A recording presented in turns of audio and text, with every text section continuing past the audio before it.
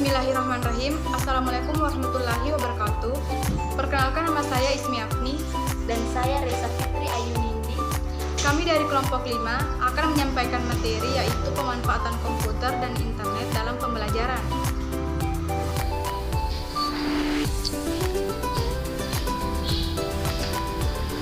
Pemanfaatan komputer dan internet dalam pembelajaran. A. Manfaat komputer sebagai media pembelajaran. Media komputer dimanfaatkan dalam pembelajaran karena memberikan keuntungan-keuntungan yang tidak dimiliki oleh media pembelajaran lainnya, yaitu kemampuan komputer untuk berinteraksi secara individu dengan mahasiswa.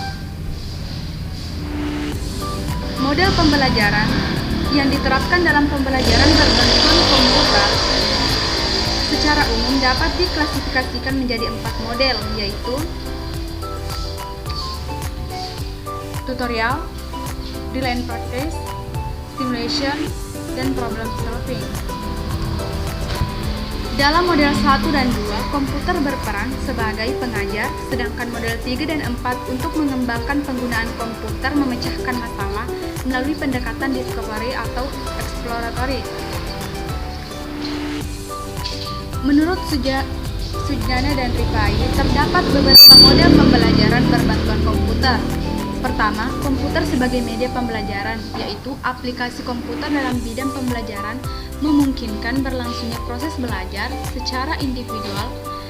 Pemakai komputer atau user dapat meyakinkan interaksi langsung dengan sumber informasi.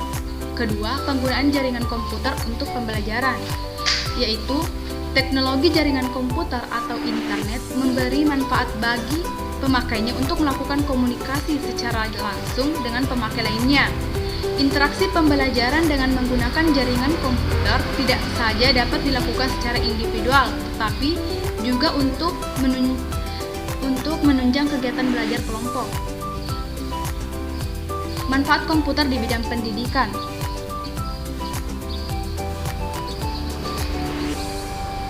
Satu, sebagai alat presentasi.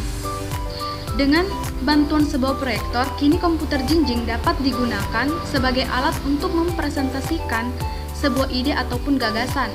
Kedua, sebagai pengganti mesin ketik.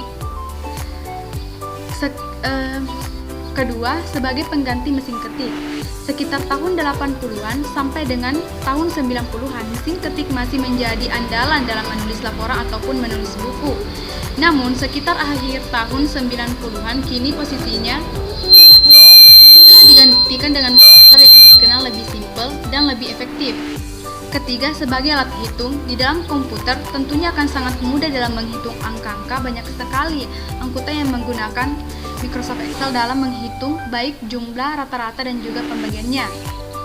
Keempat, sebagai media komunikasi dengan masyarakat luas, yaitu internet adalah satuan dari sekumpulan seluruh komputer di dunia ini yang saling terhubung antara satu dengan yang lainnya, sehingga memungkinkan untuk kita melakukan komunikasi dengan orang lain. Materi selanjutnya yaitu kelebihan komputer. Adapun beberapa kelebihan komputer, yang pertama yaitu memungkinkan mahasiswa belajar sesuai dengan kemampuan dan kecepatannya dalam memahami pengetahuan dan informasi yang ditayangkan. Yang kedua, penggunaan komputer dalam proses belajar membuat mahasiswa dapat melakukan kontrol terhadap aktivitas belajarnya. Yang ketiga, penggunaan komputer dalam proses belajar membuat mahasiswa dapat melakukan kontrol terhadap aktivitas belajarnya. Yang keempat, penggunaan komputer dalam lembaga pendidikan jarak jauh memberikan keleluasaan terhadap mahasiswa untuk menentukan kecepatan belajar dan memilih urutan kegiatan belajar sesuai dengan kebutuhan. Yang kelima, kemampuan komputer untuk menayangkan kembali informasi yang diperlukan oleh pemakainya. Yang keenam, kemampuan dalam mengintegrasikan komponen warna, musik, dan animasi grafik. Dan yang terakhir, keuntungan lain dari penggunaan komputer dalam proses belajar dapat meningkatkan hasil belajar dengan penggunaan waktu. Selanjutnya, kekurangan dari komputer. Yang pertama, yaitu tingginya biaya pendaftaran dan pengembangan program komputer, terutama yang dirancang khusus untuk maksud pembelajaran. Yang kedua, pengadaan, pemeliharaan, dan perawatan komputer yang meliputi perangkat keras, hardware, dan perangkat lunak, software, memerlukan biaya yang relatif tinggi.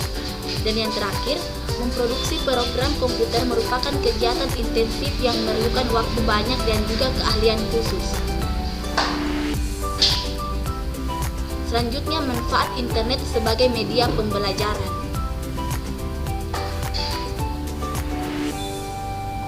Yang pertama, yaitu dapat menggantikan peran manusia dalam hal ini dapat melakukan otomatis terhadap tugas atau proses. Yang kedua, yaitu memperkuat peran manusia, yakni dengan menyajikan informasi terhadap suatu tugas dan proses.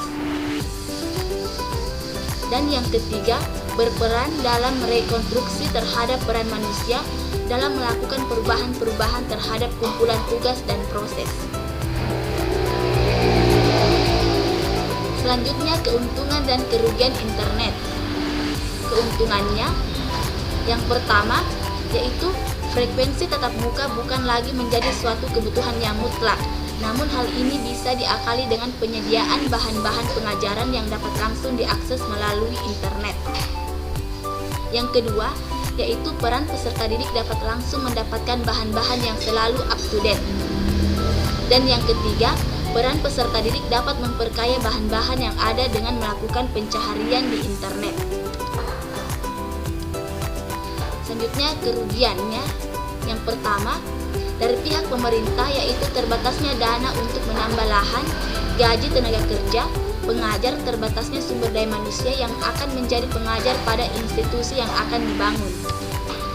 Dan yang kedua, dari pihak peserta belajar atau masyarakat itu sendiri yaitu selain jauhnya jarak tempat tinggal dengan pusat sekolah, juga sebagai besar di antara mereka telah bekerja. Berdasarkan pernyataan di atas, maka nampaklah bagi kita bahwa metode yang ada saat ini tidak lagi menjamin untuk menghasilkan kualitas sumber daya manusia dalam dunia pendidikan. Terima kasih. Demikianlah hasil presentasi kami pada hari ini. Lebih dan kurangnya mohon dimaafkan. Wassalamualaikum warahmatullahi wabarakatuh.